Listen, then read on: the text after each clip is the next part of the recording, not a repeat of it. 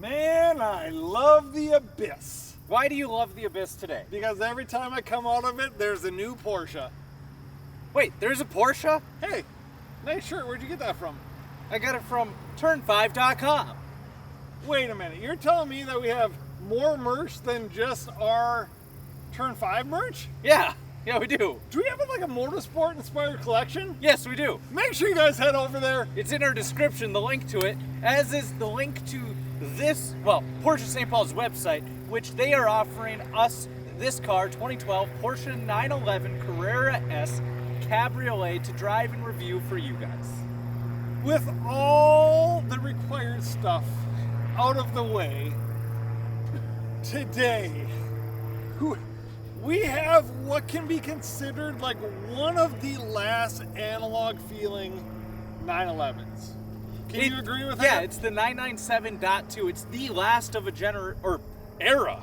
It's the whole era. So we've had a little bit of seat time in here. You got 400. Well, you sat in the seat too. I sat in the passenger seat. It's not like I put them in the trunk. I think you can fit in the trunk, but I didn't. So you got 408 horsepower.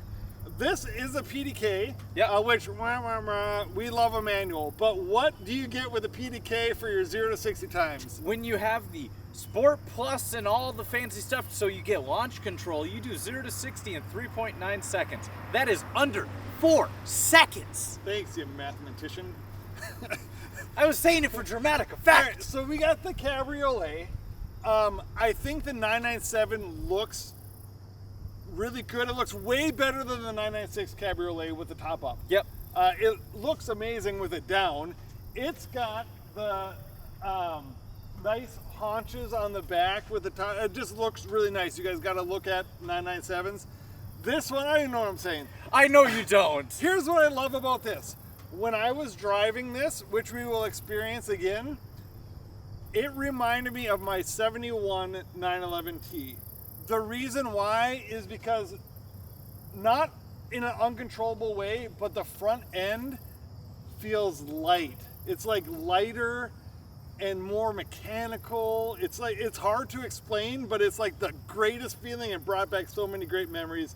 Let's go get in the seats of this thing and show them what it's like to drive. He brought back so many memories of not letting me drive the red 911. I mean, that's kind of a trend on this channel. Clearly it's been a historical trend for a very long time. I was just trying to make a shift. Oh, is that what you were doing? Okay, we are in the 997 911 Carrera S. It's only one step beyond the base 911, but it has so much soul. It's been a long time since I've driven a 997. It's been an even longer time since I've driven a 996. This definitely makes me feel like I am in the best way possible in a classic 911. Is that so? It's the cabin is small. We have the lighter feeling front end. Man, that thing, when the PDK shifts up at 7,000 RPM, because when you're in Sport Plus, that's just what it does. Yep. It gives you a little kick, doesn't it? You know, this car brings the worst out of you specifically. I don't know what you're talking about. So, with the 408 horsepower this car makes, you can feel it is legitimately fast. Yeah, yes. And it only weighs 3,131 pounds, which is super cool because it's the same number twice, 31. I don't know what to say. Like, I know in the intro I talked about the light feeling of the front end. Yep. And you could mistake that as a negative thing. Yep. It is the most positive thing I could say about this platform, because you still are very confidence inspired in the cornering and knowing that the car is going to go exactly where you want it to. Yep. But it's more raw than a 991 or a 992. Did I explain that well? This car is way more... Woohoo! I love this thing. Okay, so I'm gonna present a challenge for them then. 10,000 likes? I mean, I'd almost do it for 500 likes. 500 likes, he'll buy the car. You guys better do it quick because this car also isn't gonna last. This thing's amazing. I love the interior. I don't remember what the color code for that dark blue interior is on the outside. We should know because we used to be blue Porsche ambassadors. Now we're white Porsche ambassadors. I don't know what else to say. This is just, it's amazing. I don't know if it's just this car, and it's been a long time since I've driven a 997, but the brake feel is not quite as confident. But it's not like they aren't working. No, they're working just fine, but it's not quite as confidence-inspiring as many of the other Porsches I've driven lately, mostly because they're all like very high performance. Like GT3s, GT4s, turbos, yes. all that stuff. But this is what we're talking about. 400 horsepower gives you the most amount of miles per mile. I mean, obviously more than that is great. More too, is better, but this is adequate. This package is perfect.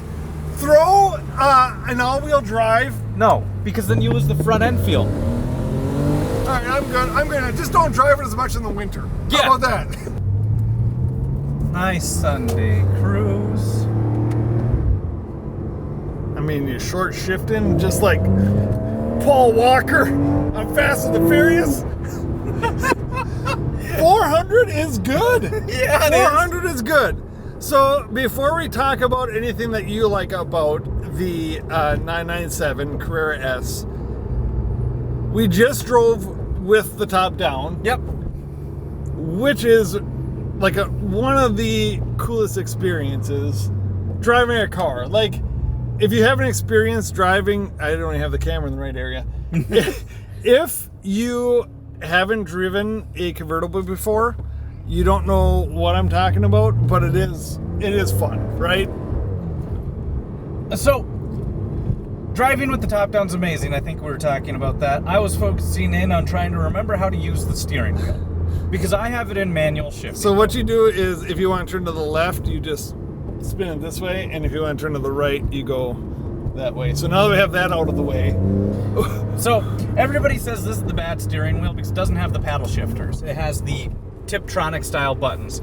This goes upshift, this goes downshift if you pull it, and it works the same way on both sides regardless. So it's a little bit wonky, but it's actually, your hands are gonna be in that spot anyway, so it's not that big of a problem. I mean, obviously, like, sorry for the camera today, I'm a little bit off my game, I would say. With shakiness? The nice thing, I mean, besides the transmission being just better with a PDK, not better, just new, like, I don't know, dual clutch, right? Yep. I do like having the actual Paddle shifters. flappy paddles on the back. Yeah. All right, so what do you think about driving with the top up? It's a lot quieter. Believe it or not, this car actually deadens a ton of the sound with a soft top. Weird. It is weird because the only real experience that we have is with the Miata, right? Yep. Which isn't a great comparison, but that is loud Yes. with the top up. Mostly because it has some air sneaking through, but there just is no insulation. No. And this has a very good amount of sound deadening and insulation. This car is awesome in so many ways. What it's really bringing to mind is I had a 987.1 Cayman. It was a base, and in our most recent video with my current 981 Cayman S, we talked about how it compared to my old car. This is bringing back everything I liked, which was it's small, it feels well packaged, and it didn't get super big yet. And it still feels, I don't know, mechanical. It is. It That's does. what I was trying to get at the whole video, and this car is the perfect embodiment of it.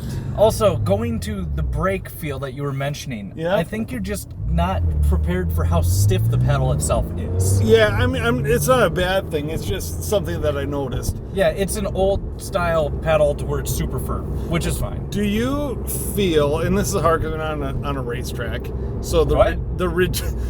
I know most viewers wouldn't know that, but the rigidity that is lost having a cabriolet.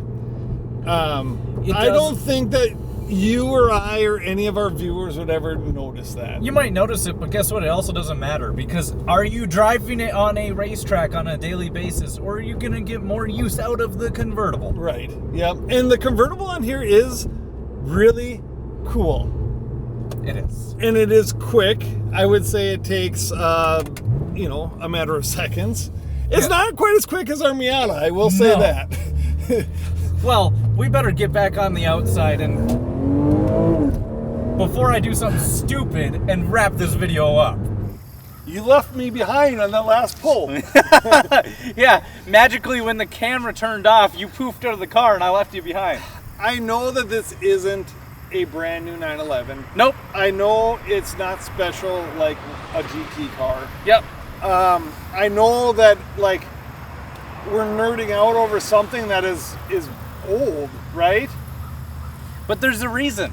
This thing is one of the best Porsche 911s you can buy throughout the history. From 1964 to today, this fits in a category that is very special. So the two collector cars that I think will appreciate more than any other generation of 911 are the 993 and the 997.